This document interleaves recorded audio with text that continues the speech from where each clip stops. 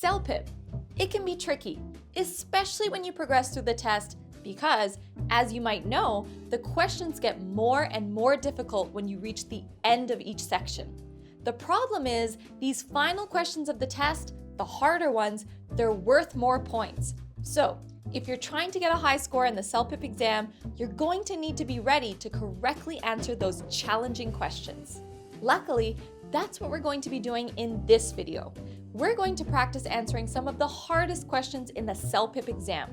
So, get a pen and paper and prepare yourself for some brain busters as we take a look at two of the hardest tasks in CELPIP, listening part 6 and reading part 4. We'll start with the listening section. The most difficult part is part 6, listening for viewpoints. What I will mention though is that the most difficult section for reading, part 4, is also about viewpoints. So you could argue that being able to listen and read for viewpoints is the most challenging skill required for a high score in CELPIP.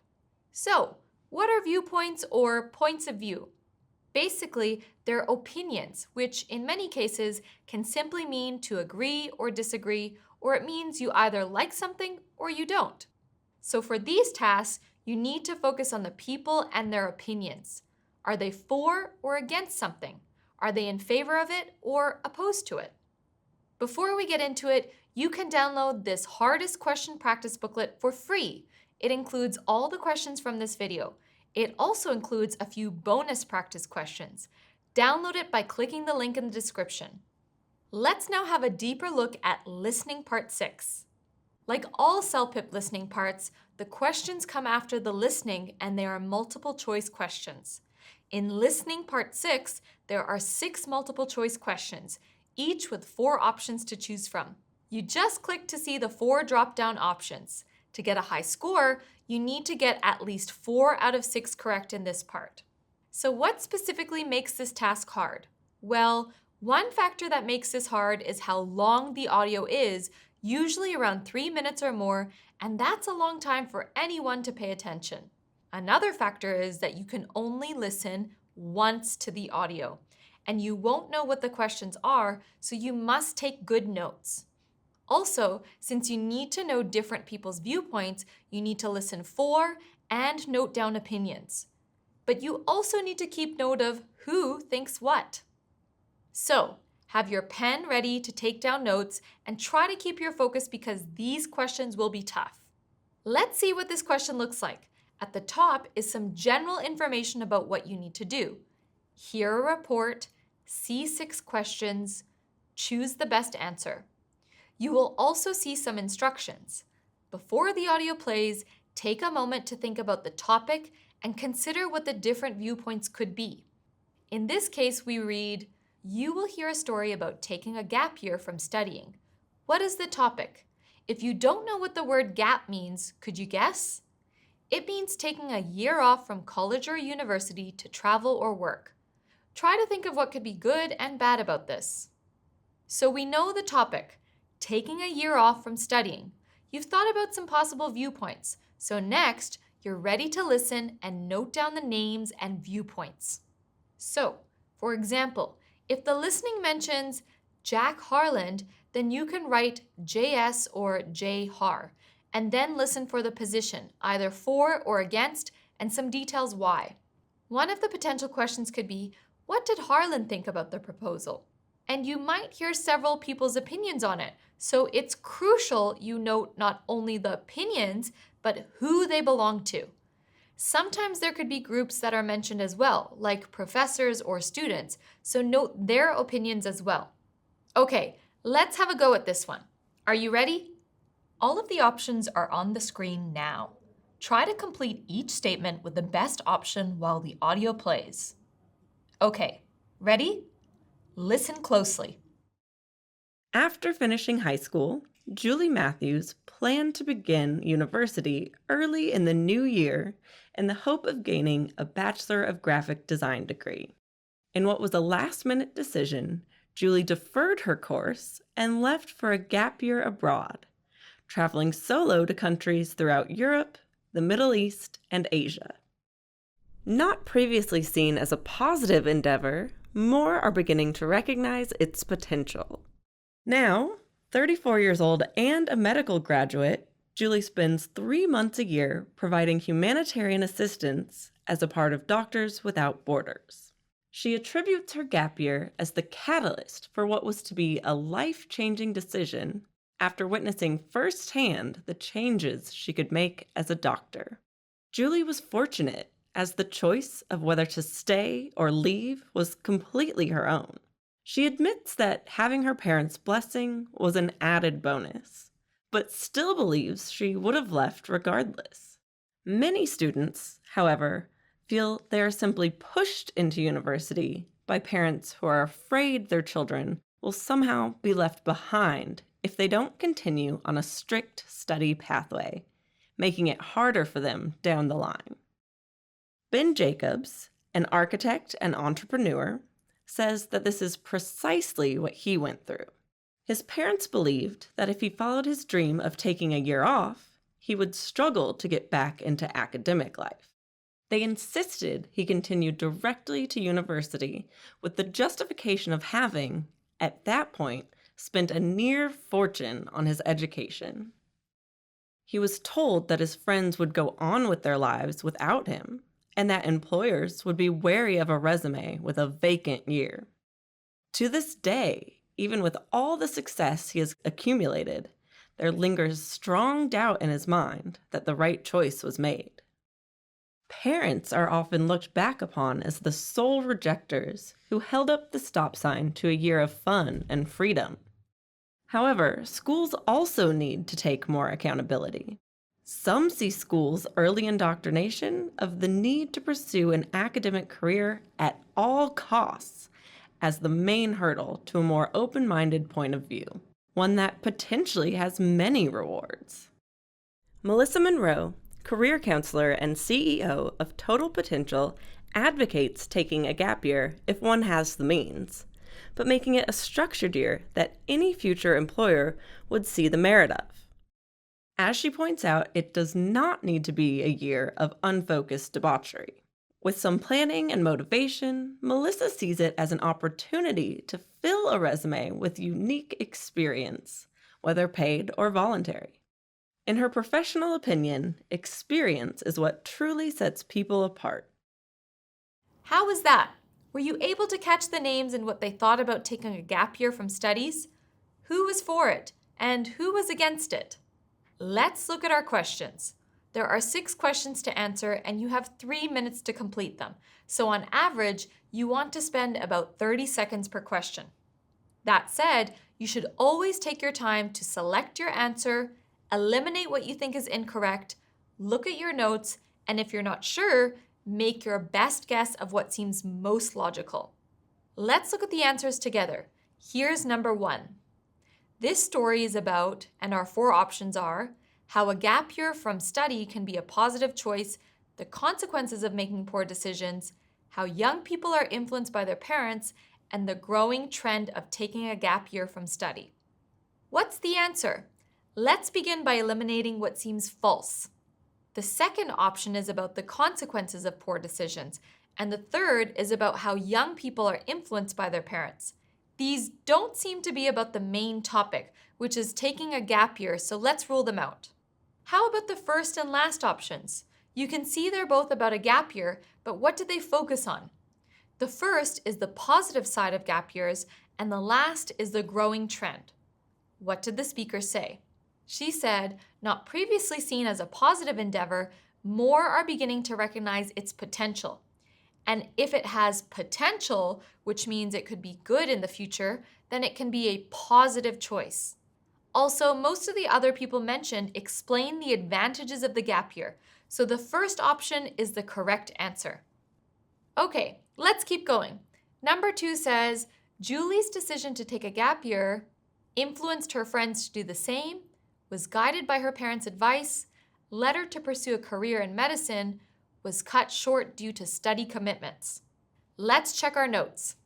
Beside JM for Julie Matthews, I wrote some notes using shorthand to make it easier and faster to take notes. You can use whatever short form you can understand. I wrote life-changing decision and doc meaning doctor. So this may give us a clue. Let's look at the question again. What do you think the answer is? It's the third option, led her to pursue a career in medicine. Let's look at what was said about Julie. It said that she attributes her gap year as the catalyst for what was to be a life-changing decision after witnessing firsthand the changes she could make as a doctor. Let's look at number 3. It says, parents often feel that a gap year is the right decision for their child, can lead to hardship later in life, should be the child's decision, needs to be discussed at school. Were you able to note down parents and the viewpoint? If not, can you use logic to eliminate incorrect answers and identify the best option? How would most parents feel about taking a gap year? The answer is the second option. A gap year can lead to hardship later in life. It makes sense that parents would see the negative side, and it was said in the listening that many students, however, feel they are simply pushed into university by parents who are afraid their children will somehow be left behind if they don't continue on a strict study pathway, making it harder for them down the line. Notice the paraphrasing going on here. That is when they use different words to express the same idea. The speaker said, making it harder for them down the line, which means hardships later in life. Down the line is a common idiom that means sometime in the future. Okay, let's see number 4. It says, Ben Jacobs believes that taking a year off from study should be left to parents to decide, has negatively affected his career, needs to be mandatory for all students, or could have been the right decision to make. Let's check our notes for Ben Jacobs. My notes read, BJ, architect, parents insisted continue study, doubt right choice. This tells me that Ben's parents did not want him to take a gap year, but he doubts that decision was the right choice. So what is the answer? It's the last option.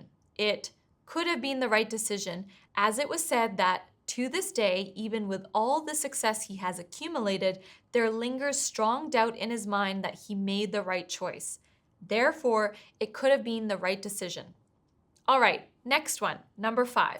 It says, schools teach students that they must follow a traditional study pathway. It is possible to defer university. There are various paths to a career, or it is dangerous to travel alone.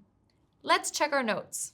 I wrote, schools need to pursue academic career equals a hurdle to open-minded point of view.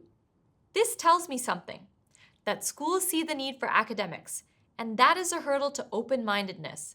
If you're not sure what that means, what do you think most schools would say about taking a gap year? The answer is option 1. They must follow a traditional study pathway, and more specifically, it was said in the listening, some see schools' early indoctrination of the need to pursue an academic career at all costs as the main hurdle to a more open-minded point of view, one that potentially has many rewards.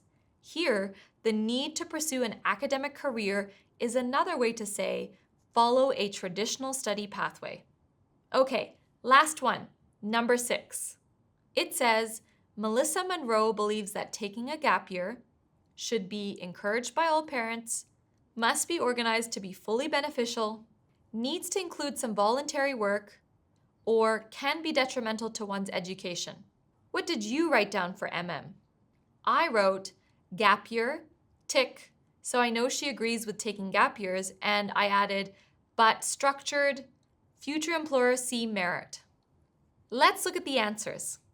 The last option says detrimental, which is negative, but Melissa was the positive side, so we can eliminate that option. How about the third option? There was some mention of voluntary work, but not that it needs to be included in a gap year, so probably not the third option. Is it the first or second? When the speaker mentioned Melissa, there was no mention of parents, so we have one option left. The second one is correct because it was said that Melissa advocates taking a gap year if one has the means, but making it a structured year that any future employer would see the merit of. So here, structured is a synonym of organized, and merit is similar to beneficial. Those were not easy questions, But you can do well if you remember to listen for the names and groups of people and what side of the issue they're on. Then, when you get to the questions, compare with your notes, eliminate incorrect options, look at the options left, and choose what fits best and seems logical. Let's go on to reading part 4, reading for viewpoints. In reading part 4, there's one long text on a website page followed by 5 multiple choice questions, each with 4 options. After that, there's a comment on the page with 5 blanks that you have to fill from 4 multiple choice options. So, what is hard about this reading part? Well, one big challenge is the time limit of only 13 minutes. And in that time, not only do you need to read a long text, but you also need to answer the 10 questions. And as with listening part 6, you need to understand opinions and need to know who thinks what. Remember, you can download this practice booklet for free from the link in the description. It includes the question we'll be answering in this part of the video. Okay, let's take a look at an example task for reading part 4. As you can see, you have the reading passage on the left. The first thing to do when you see the reading passage is to work out what the topic is. You can usually work this out from the first sentence. In this case, it says, "The complexity of individual personalities is evident in all forms of professional sports." So, we can guess it's about personalities and sports. On the right, here, you can see the 5 multiple choice questions. But there's also another task which has 5 blanks to fill. We'll complete this task second. So, since you have the issue of the tight time limit, you'll need good time management to be able to do this question well. I recommend spending about 3 minutes skimming the text, then you'll be left with 10 minutes for answering the questions. What is skimming? Well, it's reading quickly to get the main idea. In this particular question type, you need to get the main idea of each paragraph, often from the first and maybe also the last sentence of each paragraph. And also look for the names mentioned and their points of view. You don't need to read too carefully, just enough to determine the general idea and the viewpoint of each person. Feel free to pause the video now and take 3 minutes to skim through the text. You can also take brief notes if you want. Okay, how did you go? Did you manage to find the main ideas and the viewpoints of each person? Let's look it over together. We already identified the topic of personalities and sports.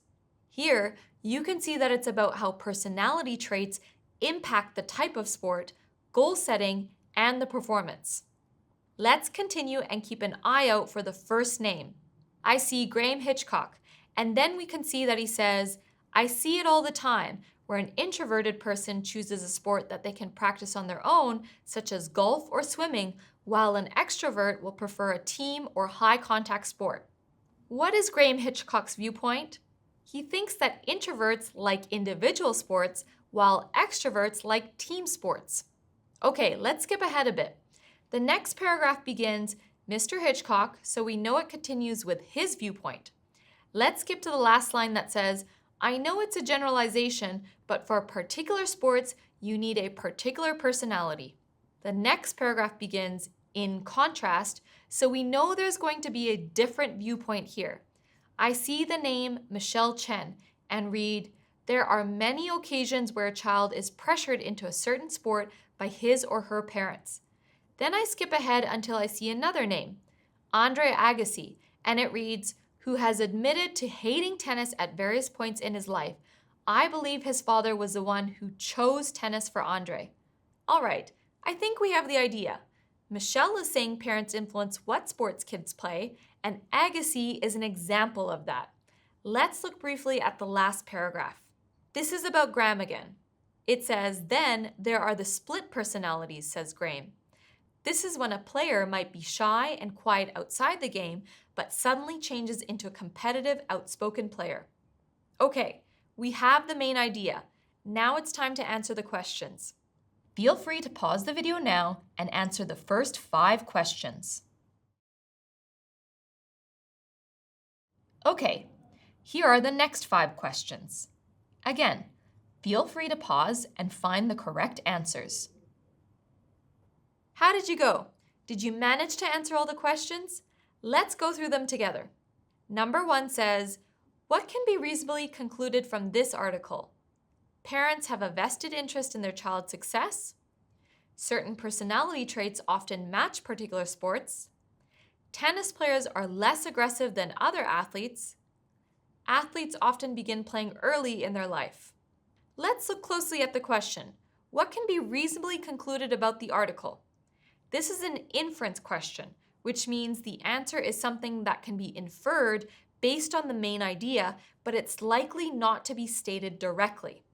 At this point, some people would want to go back to the text and find the answer, but that isn't necessary. We've read enough to get the main idea. Why don't you try to eliminate the options and make a choice? Parents are mentioned in the 4th paragraph, but only that paragraph, so that can't be the main idea of the article. It's a distractor, and we can rule out that option.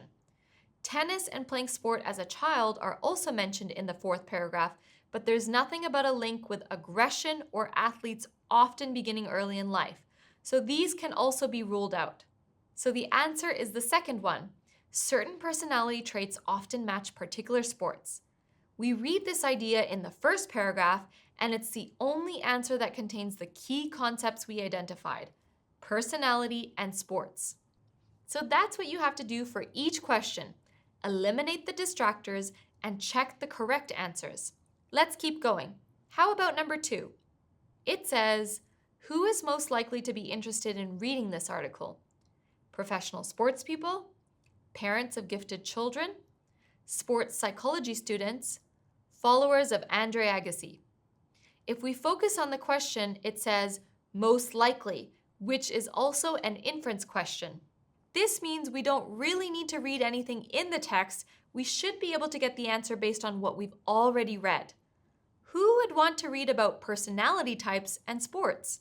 The answer is the 3rd one, sports psychology students. They would be most likely to read an article about personality traits influencing sports. Remember, the other options like Andre Agassi may be mentioned in the article, but these are distractors because they don't quite fit what the question is asking. Let's try another. Number 3 says, Graham uses examples of personality types to point out that Michelle Chen is incorrect, demonstrate his expertise in the matter, show the similarities between them, prove his own observations are accurate. In this case, we need to take some keywords from this question and scan the reading text for them to find the answer. Scanning means looking for specific words. Let's scan for the name Graham and him giving examples of personality types in the text. Graham is mentioned in the 2nd paragraph, but we don't have time to read everything, so let's scan for examples of personality types. I see the phrases introverted and extrovert in the middle, so that's where I stop and read that sentence. It says, I see it all the time, where an introverted person chooses a sport that they can practice on their own, such as golf or swimming, while an extrovert will prefer a team or high-contact sport. Now let's look at our options again. What do you think the answer is? It's the last one. Prove his own observations are accurate, because he's giving examples of things he's seen to back up what he's saying. All right, number 4 says, the example of a famous tennis player highlights that a person can adapt to a particular sport, coaches are undervalued in some sports, parents play a significant role in choosing sports, motivated people navigate towards team sports. Now, how can we scan for the answer? We need to look for a famous tennis player. If you don't know any famous tennis players, don't worry. We can scan for tennis and find the name. The 4th paragraph mentions tennis and Andre Agassi. So now let's look at the end of the paragraph where it says, children are often pushed unwillingly into a sport where they have to adopt a personality that fits the game. If we look at the question again, what seems to be a paraphrase of what we just read? It's the first option. A person can adapt to a particular sport, because we learned that Andre Agassi didn't necessarily have a personality that suited tennis, but he had to adapt to the sport. And the last question for this part, number 5, says, according to the article, people who are reserved in nature often shy away from competitive sports, can change abruptly once the game begins, tend to choose a team-based sport to play, focus more on the structure of the game. To get this answer, let's look at the keyword reserved. What does that mean? It's like shy or introverted, so we need to look in the text for mention of shy or introverted people. I think I remember something about that in that last paragraph. A quick scan and I see the word shy. Let's read in more detail. It says, a player might be shy and quiet outside the game, but suddenly changes into a competitive, outspoken player the moment the whistle blows. What do you think is the right answer? Yes, it's the second one. Can change abruptly once the game begins. Now for the last 5 questions that are part of a second text, which is a comment in response to the first text. The instructions say, the following is a comment by a visitor to the website page. Complete the comment by choosing the best option to fill in each blank. This comment will have its own viewpoint. Keep that in mind as we read. It says, after years of watching my son try out for numerous sports, I have little doubt that a person's personality has nothing to do with sports, can turn them away from sports, dictates their chosen sport, drives them to cheat in sports. We should be able to get this one without scanning. What seems to be the logical choice based on the topic? It's the third one, dictates their chosen sport. Let's continue. It's as though Graham is speaking about my son when he discusses this. On the other hand, like Michelle, I have seen my share of controlling parents who thrive on the achievements of their child as a kind of compensation for their own inabilities, reward for their efforts and support, competition with other sporting families, representation of their wealth and status. Here, we can go back and scan for what Michelle said about parents. In the 4th paragraph, we see there are many other examples where a parent has done similarly. Whether it be for financial gains or to fulfill a lost dream of their own, children are often pushed unwillingly into a sport. What answer do you think is correct based on what we just read? It is the first one, compensation for their own inabilities, which is a paraphrase of fulfill a lost dream. Now we read, my husband, a former footballer, admits to being of similar character to the latter mentioned personality traits as he often regretted playing, judged his competition, questioned his motivation, changed dramatically right before a game. In this question, we need to understand the latter mentioned personality traits, and latter means the ones mentioned last. So let's look at the last paragraph. It says, this is when a player might be shy and quiet outside the game, but suddenly changes into a competitive, outspoken player the moment the whistle blows. It's a complete transformation. Let's go back to our question now and look for a paraphrase of what we just read. What is the correct answer here? It's the last one, changed dramatically. Let's continue. Number 9 says, he tells of competitors who lacked motivation because they simply weren't good enough to play, passionate about the game, encouraged by their parents, paid what they were worth. It then says, I empathize with Mr. Agassi in this respect. Why would some competitors lack motivation? Think about what we've read. What seems to make the most sense? It's the second one. They weren't passionate about the game, like Andre Agassi, who the passage says hated tennis at times. All right, now our last question. The last part reads, ultimately, I believe, as does Graham, that only the person themselves can choose their sport, as it is only they that really know their own physicality, the training they need, what makes them tick, who will support them. For this last question, let's scan the text for what Graham says about the person themselves. At the end of the second paragraph, it reads, I guess, in the end, nobody knows the mindset of an athlete as well as themselves. So, what do you think is the final answer? It's the third one, what makes them tick, which is a phrase that means what motivates them, or as the text said, their mindset. So, that's it. Well done.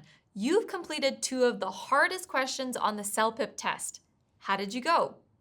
Remember, if you want to practice more of these challenging questions, you can get more CELPIP practice materials at e2testprep.com. Also, Don't forget to download the Hardest Questions practice booklet where we have included some bonus questions. So, those were some difficult questions, the hardest on the CELPIP test. But if you're able to use logic, eliminate wrong answers, and identify the correct answers in the way I've shown today, then you'll be able to really do well and get a high score on the CELPIP exam. Good luck and keep practicing.